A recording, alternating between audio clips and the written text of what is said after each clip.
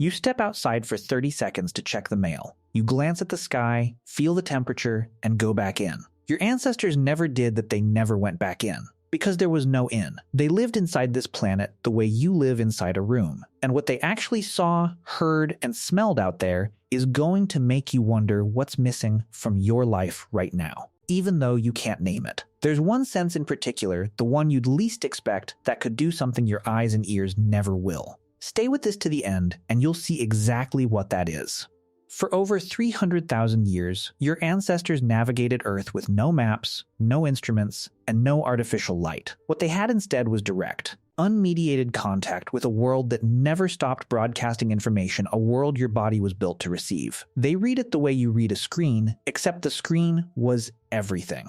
In every direction, all the time. Start with the night sky, because that's where the gap between their world and yours is easiest to measure. Here's a number that sounds impressive until you see what it's being compared to. On a clear night, far from any city, the human eye can see roughly 2,500 stars. That's what you might see today if you drove 2 hours from the nearest town and waited 40 minutes for your eyes to fully adjust. Your ancestors had none of those conditions to arrange. There were no towns to drive away from, and no artificial glow softening the dark. What they saw every single night of their lives was something most living humans have never witnessed. The Milky Way. Not as a faint smudge on the horizon, but as a dense, luminous band of light bright enough to cast shadows on the ground. Actual shadows, from starlight alone. In 1994, an earthquake knocked out power across Los Angeles, and people called emergency services to report a strange silver cloud hovering over the city. Hundreds of documented calls. They had never seen the Milky Way before. They thought it was a threat, that gap between what your ancestors saw every night of their lives. And what most people today have never witnessed even once isn't a small one. It's the difference between living inside a world and watching it through a window. But the sky was only one layer, and in some ways, it was the easiest one.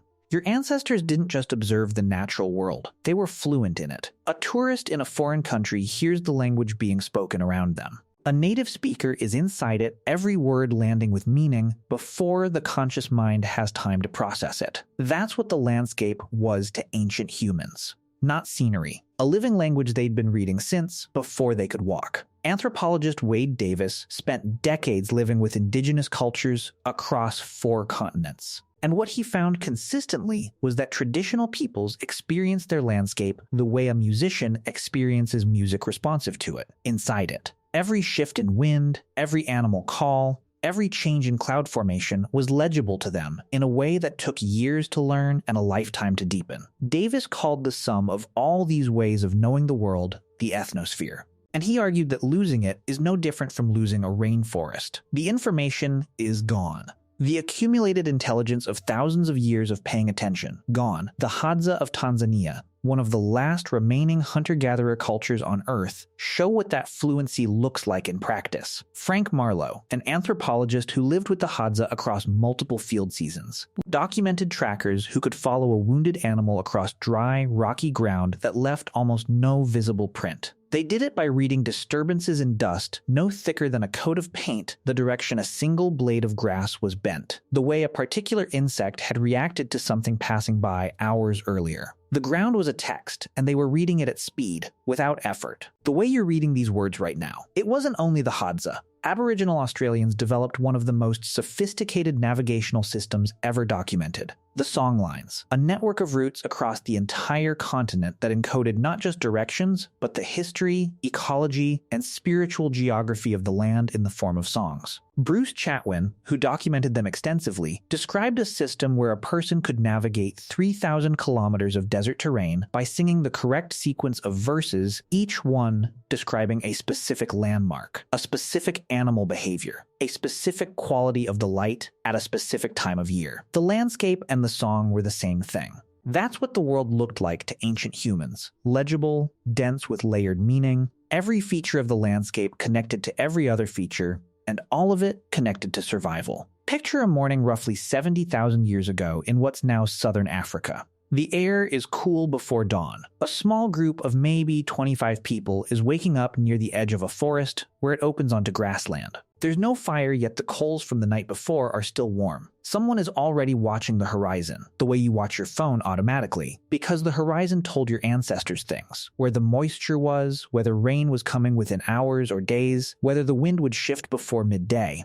Not because they'd memorized a set of rules, but because they'd lived outside long enough that their bodies had internalized the pattern. The sky was a clock, a calendar, and a weather report, all at once, and it was accurate in a way no instrument could match for that terrain, because the people reading it had been reading that exact sky in that exact place for generations.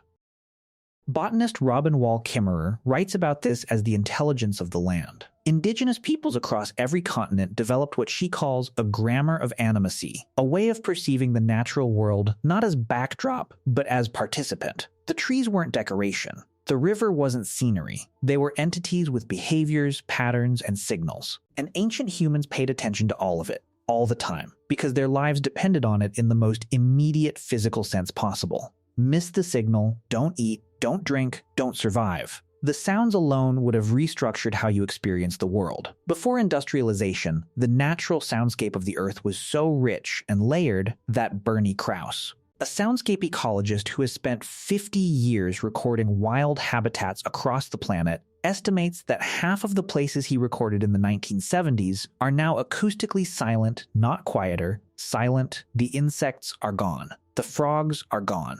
The specific birds that filled specific sonic niches in specific ecosystems are gone, and with them, the information they carried. That soundscape wasn't ambient noise to your ancestors. It was a surveillance system. A sudden silence in the middle of the day meant something was moving through the area that didn't belong. A shift in a particular bird's alarm call in a tree line meant a predator had entered a certain zone within the last few minutes. The Kalahari Bushmen, documented extensively by anthropologist Richard Lee, demonstrated the ability to distinguish dozens of distinct bird alarm calls and translate each one into precise information about what was happening in the surrounding landscape, sometimes up to half a kilometer away. The soundscape was a warning system, a navigation tool, and a real-time map of invisible activity happening in every direction at once. And then there was smell, harder to document, because smell leaves no archaeological record. This is the sense from the top of this video, the one you'd least expect to matter this much. But physiologically, the human nose contains roughly 400 distinct olfactory receptors capable of detecting over 1 trillion distinct scents.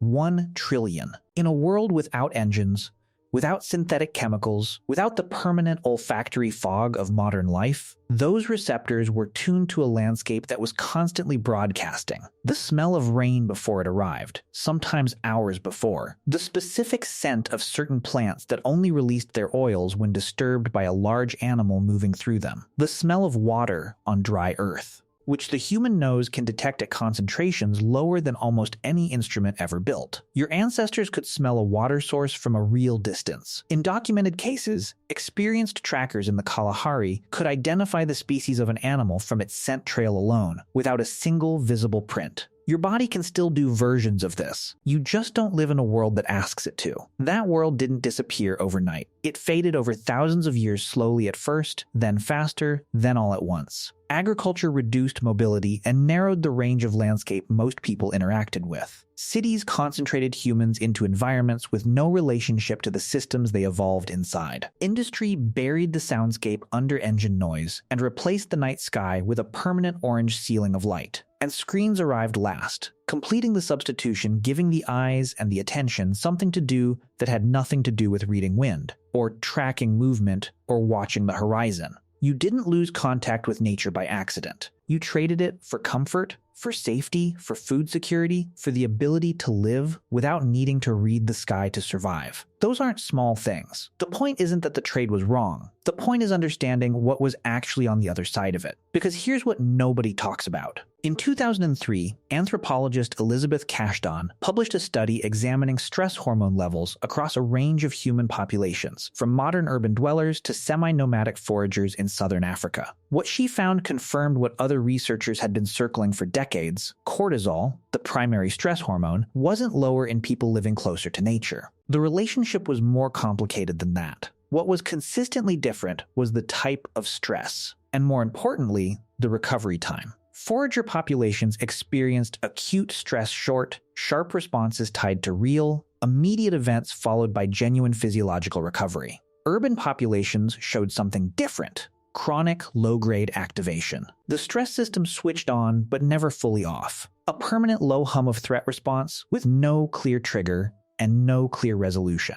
Your nervous system never got the update. The part of your visual cortex that evolved to track peripheral movement to catch a predator crossing the grass 200 meters away at the edge of your vision now flinches at a notification icon sliding in from the corner of a screen. The threat detection system in your amygdala, built to process signals from a living landscape full of animals, weather, and rivals, now processes email subject lines, and the tone of a text message, and a facial expression visible for a fraction of a second on a video call. Psychologist Stephen Kaplan at the University of Michigan spent decades researching what he called attention restoration theory. His core finding: natural environments restore a specific kind of cognitive capacity that urban environments continuously deplete, not because nature is calming in some vague aesthetic sense, but because your nervous system evolved inside it. In a natural setting, your perceptual system is doing exactly what it was built to do, which means it doesn't have to work against its environment. It works with it, and that alignment produces measurable, documented recovery,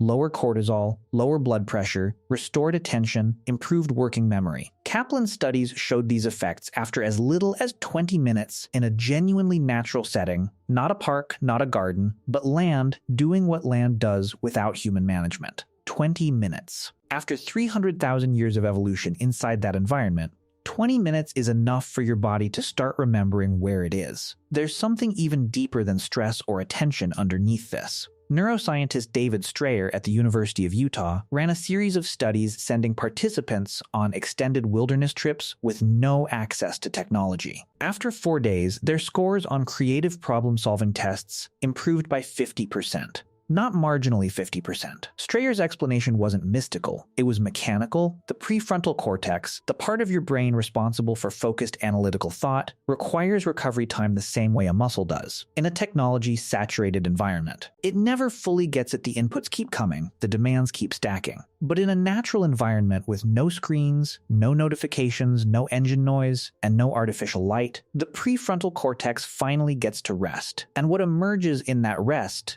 isn't emptiness. It's a different kind of thinking, broader, more associative. Closer to the thinking your ancestors did when they were tracking something, or reading weather, or making a decision that had to account for a dozen variables at once with no room for error. That kind of thinking is still in you. It's just been waiting for conditions that no longer exist by default. Your ancestors looked up at a sky that cast shadows from starlight. They heard a soundscape so dense with information that losing it took 50 years of industrial noise to accomplish, and we still haven't fully registered the silence. They read the ground the way you read text. They felt the wind shift, and knew, in their bodies, what it meant before their minds caught up not as a skill they practiced, but as a language they'd grown up inside. A language the entire surface of the earth was speaking, all the time in every direction, without pause. You stepped outside for 30 seconds today. You noticed the color of the sky, maybe the temperature, maybe a sound that didn't quite register before you were already back inside, and somewhere beneath the part of you that lives in rooms and reads screens and measures time in calendar blocks. The older part of you, the part that's still 300,000 years old and has never once seen a ceiling, was paying attention to all of it anyway. It still is.